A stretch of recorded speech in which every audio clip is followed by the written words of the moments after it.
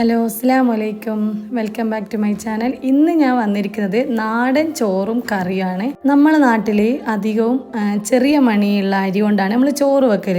മട്ട അരി നമ്മൾ ഉപയോഗിക്കലേ ഇല്ല. അധികവും ഞാൻ കണ്ടിരുന്നത് തൃശ്ശൂർ, മലപ്പുറം അങ്ങേ ഭാഗത്തുള്ളവരാണ് കൂടുതലായിട്ട് മട്ട അരിനെ കൊണ്ട് ചോറ് വെക്കുന്നതാണേൽ. ഞാനത് കഴിച്ചിട്ടുണ്ട്. നമുക്ക് ഭയങ്കര വേവാണ് കൂടുതൽ. നമ്മൾ റേഷൻ പീടികയിലെല്ലാം എന്താണ് മട്ടരി കിട്ടും. അപ്പോൾ ഇടയ്ക്ക് ചിലപ്പോൾ മട്ടരി കൊണ്ട് ചോറ് വെക്കലുണ്ട്. ഈ ചോറിൻ്റെ കൂടെ ചെമ്മീൻ ചാറാണ് പ്രധാന ഹൈലൈറ്റ്. അതാണ് ഇന്ന് ഡീറ്റെയിൽ ആയിട്ട് ഇതിൽ പറയുകയും ചെയ്യുന്നത്. പിന്നെ നങ്ക് പൊരിച്ചുണ്ട്, പപ്പടമുണ്ട്, മോര് കാച്ചതല്ല, അത് പച്ച മോരാണ്. പിന്നെ ഓംപ്ലേറ്റ് ഉണ്ട്, പിന്നെ അച്ചാറുണ്ട്.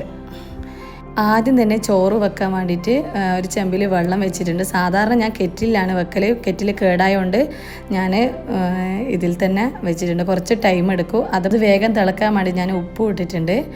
ഇനി ഞാൻ ഒരു നായി എടുത്തിട്ടുണ്ട്. എൻ്റെ വലിയൊരു നായിയാണ് നമ്മൾ ചോറ് ഇളക്കുന്ന. അത് ഒരു നായിൻ്റെ അടുത്ത് ഞാൻ അരി എടുത്തിട്ടുണ്ട്. അത് നല്ലോണം 3 പ്രാവശ്യം നല്ലോണം കഴുകിയിട്ട് വൃത്തിയാക്കി മാറ്റി വെക്കണം. അത് അവിടെ മാറ്റി വെച്ചിട്ടുണ്ട്. ഇനി ഇതിന് നമ്മൾ ചരു എന്ന് പറയും. ചരുവിൽ നങ്കും ഉണ്ടാവും, കൊഞ്ചനും ഉണ്ടാവും. അതിൽ ഞാൻ കൊഞ്ചനും നങ്കും ക്ലീൻ ചെയ്യാൻ വേണ്ടിയിട്ട് മാറ്റി വെച്ചിട്ടുണ്ട്. ഇതിൽ നങ്ക് ഞാൻ പൊരിക്കാൻ വേണ്ടിയിട്ടും കൊഞ്ചൻ ചാറാക്കാൻ വേണ്ടിയിട്ടാണ് വിചാരിക്കുന്നത്. കാരണം കുട്ടികൾക്ക് പൊരിച്ചത് ഭയങ്കര ഇഷ്ടമാണ്. നല്ല ക്രിസ്പി ആയിട്ട് പൊരിച്ച് കഴിഞ്ഞാൽ അതിൻ്റെ ഒന്നും ബാക്കി ഉണ്ടാവില്ല. അത് മുള്ളടക്കം അവർ കഴിച്ചിട്ടുണ്ടാകും. കാരണം നല്ല ക്രിസ്പി ആകുമ്പോൾ അങ്ങനെ അങ്ങ് കഴിച്ചങ്ങ് പോവും.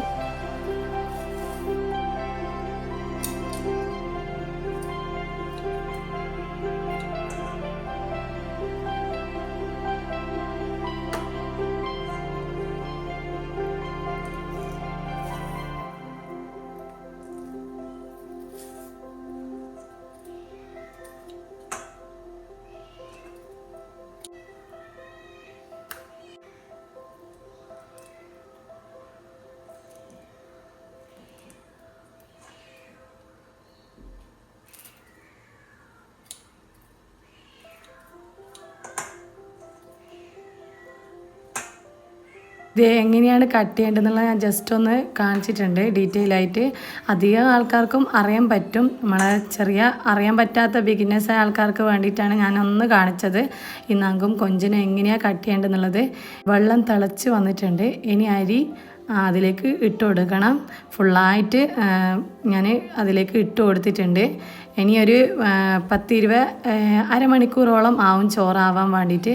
ഞാൻ വേഗം വേകുന്ന അരിയാണ് വാങ്ങിയിട്ടുള്ളത്. നമ്മുടെ 2ആയിട്ട് വേർതിരിച്ചിട്ട് കട്ട് ചെയ്ത് മാറ്റി വെച്ചിട്ടുണ്ട്.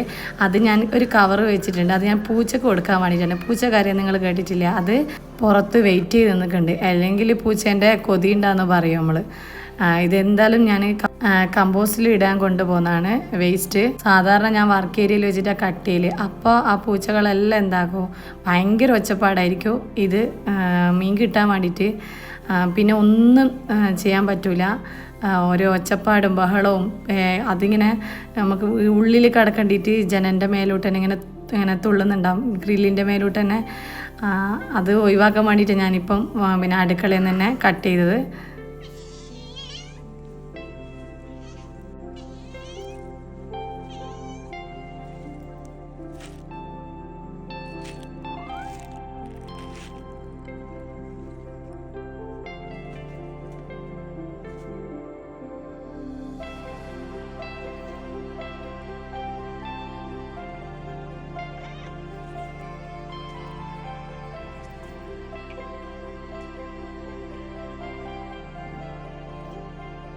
അങ്ങനെ നമ്മളെ ചോറ് വെന്തിട്ടുണ്ട്. ഞാൻ ഇങ്ങനെയാണ് ചോറ് വാർക്കൽ. ആദ്യം ഞാൻ കലം എന്നറിയാം, നമ്മൾ ചോറ് വാർക്കുന്ന കലത്തിൽ വെച്ചിട്ടാണ് ചോറ് വാർക്കൽ, അടിച്ചീറ്റി വെച്ചിട്ട്. പക്ഷേങ്കിൽ ഞാനും മക്കളും മാത്രമല്ലേ ഉള്ളൂ, അതുകൊണ്ട് കുറച്ച് ആൾക്കാരല്ലേ ഉള്ളൂ, അതുകൊണ്ടാണ് ഞാൻ ഇങ്ങനെ ചെയ്യുന്നത്.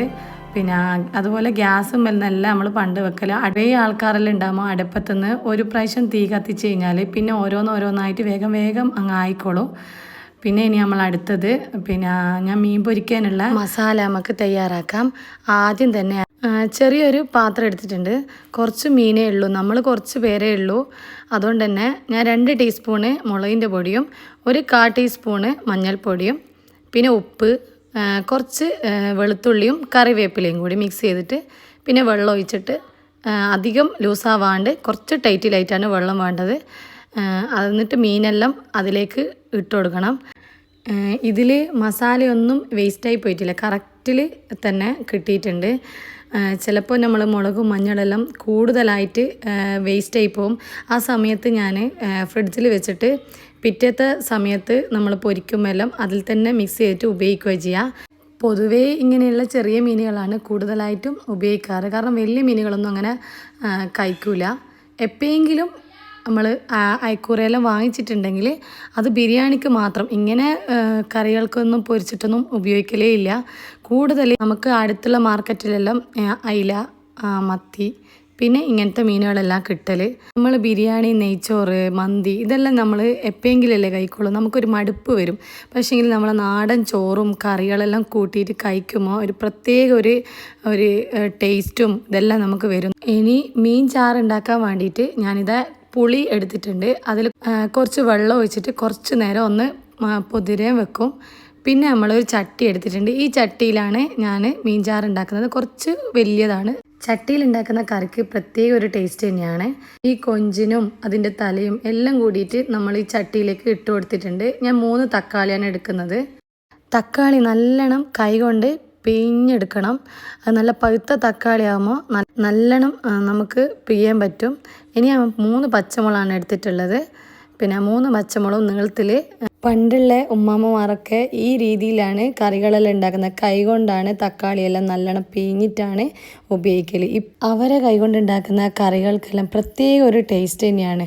അത് നമ്മൾ എങ്ങനെ ഇപ്പോൾ ഉണ്ടാക്കിയാലും ഈ ഒരു പണ്ടത്തെ ഒരു ഫീലിങ്ങോ ആ ഒരു ടേസ്റ്റോ നമുക്ക് കിട്ടിയെന്ന് വരില്ല. ഞാനെല്ലാം ചെറുപ്പത്തിൽ എൻ്റെ വീട്ടിൽ 18 ആളുകളുണ്ടായിരുന്നു. അപ്പോൾ കുറേ ഉണ്ടാക്കി വെക്കും, കറികളുണ്ടാവും. അതും ലാസ്റ്റ് പെണ്ണുങ്ങന്മാർക്ക് കിട്ടൽ കുറവായിരിക്കും. കൂടുതൽ ആണുങ്ങന്മാർക്കാണ് അവർ കറികളും പത്തിലും എല്ലാം ആണുങ്ങന്മാർക്കാണ് എപ്പം കിട്ടൽ. പെണ്ണുങ്ങന്മാർ ലാസ്റ്റ് കഴിക്കുന്നതുകൊണ്ട് അവർക്ക് തലേന്നത്തെ ചട്ടി പഠിക്കലാണ് കൂടുതലായിട്ടും ഞാൻ കണ്ടുവന്നത്. ഇപ്പോൾ എല്ലാവരും ഒരുമിച്ചിട്ടിരുന്നിട്ടാണ് ഭക്ഷണം എല്ലാം കഴിക്കൽ. അതാരായാലും ആണുങ്ങളായാലും പെണ്ണുങ്ങളായാലും ഇപ്പം എല്ലാവരും ഒരുമിച്ചിട്ടിരുന്നിട്ടാണ് ഭക്ഷണം കഴിക്കുക. നമ്മളെ തേങ്ങ ചിരണ്ടിയിട്ട് റെഡി ആയിട്ടുണ്ട്. അത് ഫുള്ളായിട്ട് ഞാൻ മിക്സിയിലിട്ടിട്ടുണ്ട്. പിന്നെ ഒരു 1/2 ടീസ്പൂണ് മഞ്ഞൾപ്പൊടി, ഒരു 2 ടീസ്പൂണ് പിന്നെ ഇടുന്നത് മുളകിൻ്റെ പൊടിയാണ്. പിന്നെ നമ്മളിടുന്നത് മല്ലിപ്പൊടിയാണ്. അത് നല്ല വറുത്ത പൊടിയാണ്, നല്ല ഞാനത് ഇവിടെ അടുത്തുള്ള ഫ്ലോർ മില്ലിൽ നിന്ന് മേടിച്ചതാണ്. സാധാരണ നമ്മൾ പണ്ടെല്ലാം മുളകും മല്ലിയും എല്ലാം വീട്ടിൽ നിന്ന് തന്നെ പൊടിക്കലാണ്. ഇപ്പോൾ ടൈമില്ലാത്തതുകൊണ്ട് നമ്മൾ വാങ്ങിക്കുകയും ചെയ്തു. പക്ഷേ അത് വീട്ടിൽ നിന്ന് തന്നെ പൊടിച്ചിട്ട് അവർ വിൽക്കുന്നതാണ്. ഇനി ഇതിലേക്ക് കുറച്ച് വെള്ളം ഒഴിച്ച് കൊടുക്കണം. വെള്ളം കൂടിപ്പോണ്ട, തീരെ കുറഞ്ഞും പോണ്ട, ആ തരത്തിൽ നമ്മൾ വെള്ളം എടുത്താൽ മതി. എന്നിട്ട് മിക്സിയിലിട്ടിട്ട് നല്ലോണം അരച്ചെടുക്കണം. നമ്മളെ അരപ്പ് റെഡി ആയിട്ടുണ്ട്. ഇനി അത് നമ്മളെ ചട്ടിയിലുള്ള ഇതിലേക്ക് ഒഴിച്ചു കൊടുക്കും. കുറച്ച് തിക്കായിട്ടുള്ള അരപ്പാണ്. ഇനി മിക്സിയിൽ കുറച്ച് വെള്ളം ഒഴിച്ചിട്ട് ആ മൊത്തം ഒന്ന് മൂടിയിട്ട് കുലുക്കിയതിന് ശേഷം അതിലേക്ക് ഒഴിച്ചു കൊടുക്കണം. മൊത്തം വേസ്റ്റായി പോകാണ്ട് എല്ലാം അതിലേക്ക് എത്തിയിട്ടുണ്ട്. പിന്നെ നമ്മൾ ഉപ്പിട്ട് കൊടുത്തിട്ടുണ്ട് ഞാൻ നേരത്തെ.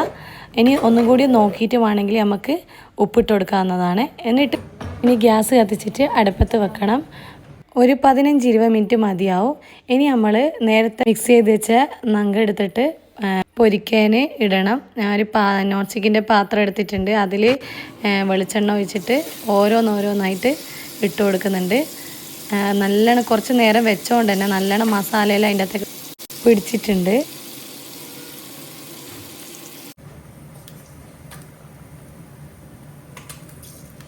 നമ്മുടെ മീൻ ചാറ് ആയിട്ടുണ്ട്. ഇനി അതിലേക്ക് ഒഴിക്കാൻ വേണ്ടിയിട്ട് ഒരു പാത്രത്തിൽ വെളിച്ചെണ്ണ ഒഴിച്ച് ഉലുവ ഒന്ന് മൂത്ത് വരുമ്പോഴത്തേക്ക് നമ്മൾ കുറച്ച് കറിവേപ്പിലയും കൂടി അതിലിട്ടിട്ട് ഈ ചട്ടിയിലേക്ക് ഒഴിച്ചു കൊടുക്കുന്നുണ്ട്. ഇത് എൻ്റെ വീട്ടിൽ തന്നെ ഉണ്ടായ കറിവേപ്പില ആയതുകൊണ്ടാണ് ഞാൻ ഇതിൽ ഇട്ട് കൊടുക്കുന്നത്. നമ്മൾ നങ്ക് എന്തായിക്കണ്ടേ നല്ലോണം മൊരിഞ്ഞ് വന്നിട്ടുണ്ട്. എല്ലാം നമ്മൾ ഓരോന്നോരോന്ന് കോരിയിട്ട് മാറ്റി വെക്കണം. ഇനി അടുത്തതായിട്ട് ഞാൻ പപ്പടം പൊരിക്കുന്നതാണ്. എല്ലാം റെഡി ആയിട്ടുണ്ട്. ഇനി പപ്പടം കൂടി നമ്മൾ പൊരിച്ചെടുക്കണം. ഇവിടെ എല്ലാവർക്കും പപ്പടം ഭയങ്കര ഇഷ്ടമാണ്, ചോറിനൊപ്പരം കൂട്ടാൻ വേണ്ടിയിട്ട്. അങ്ങനെ ഓരോന്നോരോന്നായിട്ട് പൊരിച്ചെടുത്തിട്ടുണ്ട്. ഇനി അടുത്തതായിട്ട് ഞാൻ നമ്മളെ പച്ചമോര് അത് നമ്മൾ കടയിൽ നിന്ന് വാങ്ങിയതാണ്. ആ പച്ചമോരിൽ കുറച്ച് വെള്ളവും പിന്നെ ഉപ്പ്, കുറച്ച് നല്ലോണം ക്രഷ് ചെയ്ത ഉള്ളിൻ്റെ പകുതിയാണ് എടുത്തത്. പിന്നെ 2 പച്ചമുളക് ചെറുങ്ങനെ വട്ടത്തിൽ മുറിച്ചിട്ടതും കൂടി മിക്സ് ചെയ്തിട്ട് ഇത് ചോറിൻ്റെ കൂടെ കഴിക്കാൻ നല്ല ടേസ്റ്റാണ്. ഏകദേശം ഒരു സംഭാരത്തിൻ്റെ എല്ലാം ഒരു മോഡലായിട്ട് കിട്ടും. തണുത്ത വെള്ളം ഒഴിച്ചിട്ടുണ്ടെങ്കിൽ നല്ല ഒരു സംഭാരം കുടിക്കുന്ന അതേ ഫീലിംഗ് തന്നെ നമുക്ക് കിട്ടും.